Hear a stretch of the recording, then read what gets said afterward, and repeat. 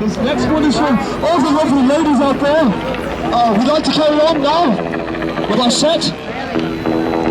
It's on our newest LP. It's called Oh My Lovin'. 1, 2, close your eyes. Tomorrow, remember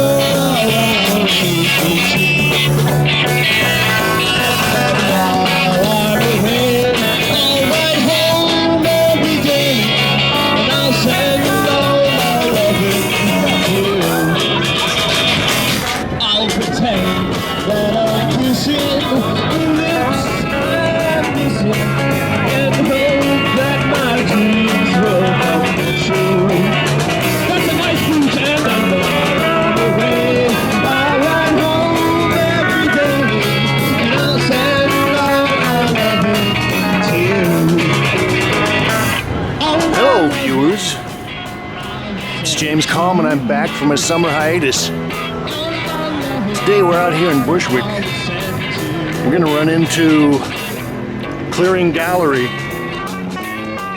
396 Johnson in Bushwick, and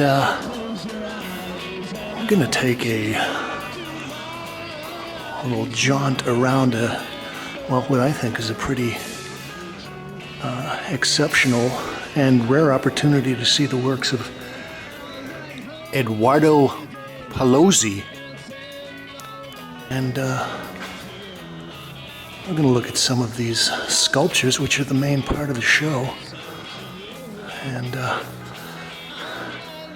well, I think it says a lot about what's happening in Bushwick these days, that they were able to book a show of this prestige here. This particular piece is titled Kalasam, 1973 to 74, cast extruded and welded aluminum. And here's a little backstory on the sculpture. These were commissioned by Terence Corrin for the Wallingford branch, his Habitat design store. These sculptures were initially grouped as part of a playground where children could adventure while their parents shopped. And evidently they were on the site for 20 years, which is actually kind of cool. So we've got the patina of 20 years of toddlers and little kids' hands wearing down the edges of this sculpture. And, well, we're going to take a look at some of the other things that I think are very wonderful, that I was actually first attracted to while Paolozzi's work back in the late 60s. These are some of his graphics. Now, I'm not going to go through and give you the names on these, except I'll read what it says. Alleged Moderado Fireman's Parade. Now, these are graphics. Oh, I think the lithographs. Central Park in the dark. Anyway, one of the reasons I think Paolozzi is such a seminal and important artist is that he was part of the Independence Group. This was at the Institute of Contemporary Art in London. And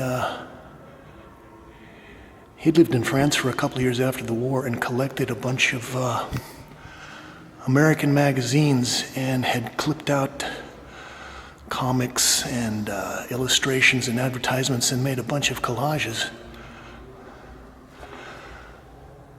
30 years ago in a downtown corner saloon of New York. Well, if you're looking at these graphics, you probably recognize a lot of the influences that came to be known as the mod look. It's kind of a British version of psychedelia. And that's where I actually bumped into Edward's work. As a kid looking at psychedelic posters at the local head shop. And they reproduced some of these as large run posters. I guess it was about 1951 or 52.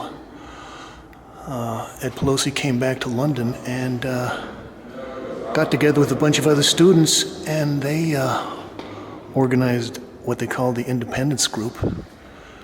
And there were a lot of people. Richard Hamilton was also another very influential artist that was part of that when he was a kid. And they were even able to get a critic involved, Lawrence Alloway, so make note of that in case you want to form an art group. It's always good to have an in-house critic. Pieces for Orchestra Cartoons or Takeoffs, 1898 to 1907. Okay, this is from 1975. I'll go into the next gallery.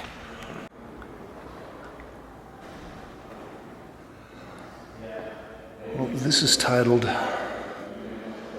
Trishula, and it's 1966 cast, extruded and welded aluminum.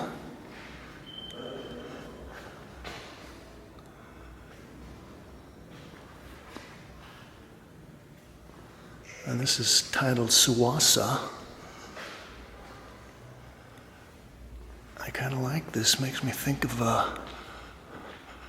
some kind of an Aztec snake sculpture.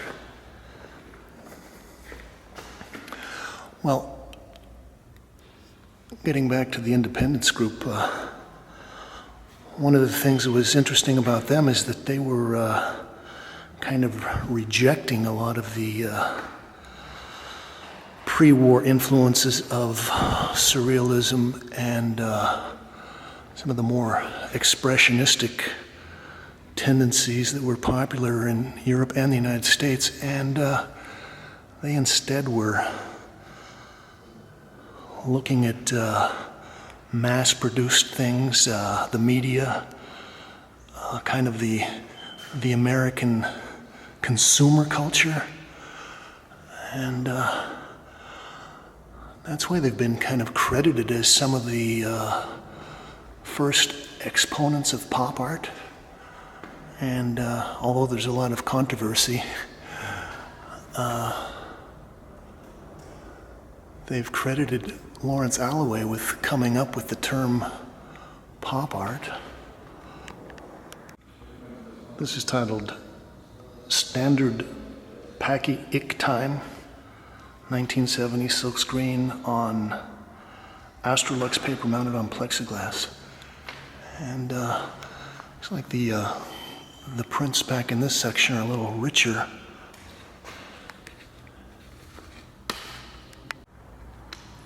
This is titled Plus, Cry on My Shoulder, No Sad Songs, etc., 1970. Silkscreen on Astrolux paper mounted on plexiglass. And, well, I guess that this generation of artists were influenced a lot by World War II. They were probably kids or maybe students. Some of them might have even served in the army. And, oh, I like that. Looks like Ed Big Daddy Roth. When the war came to an end and America was kind of the manufacturer of not only the products but the culture of the 50s, they were kind of overwhelmed with the plenitude and the kind of the garishness of the culture. This is titled Hollywood Wax Museum.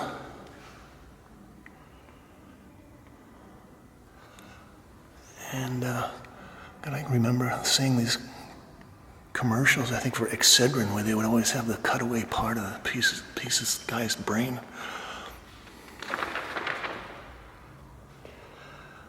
This is Agile Coin Gross Decision Logic. This is 31 by 21.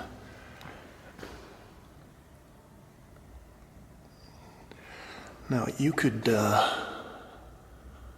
well, Maybe you jack up the colors, make them a little more fluorescent, but you could put this in a gallery down the block here in Bushwick, and people would think that it was run off this morning.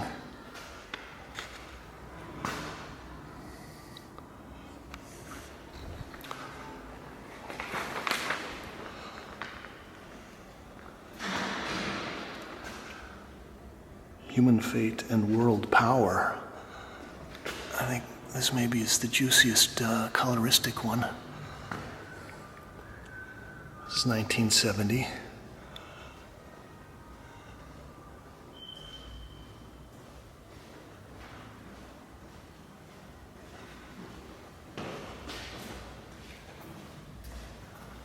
I think there's also kind of an influence of some of the op art, maybe Bridget Riley and some of her zippy color things. Well, we're gonna wrap up looking at this one.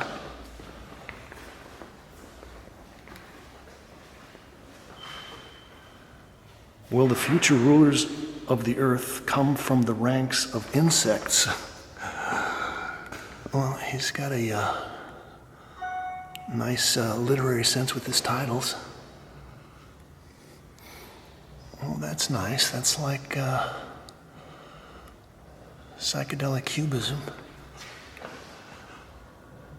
This looks like something from Creepy Magazine or Gravedigger Magazine. We've got our central console of, what is that? Is that a Cadillac? Something with a stick shift.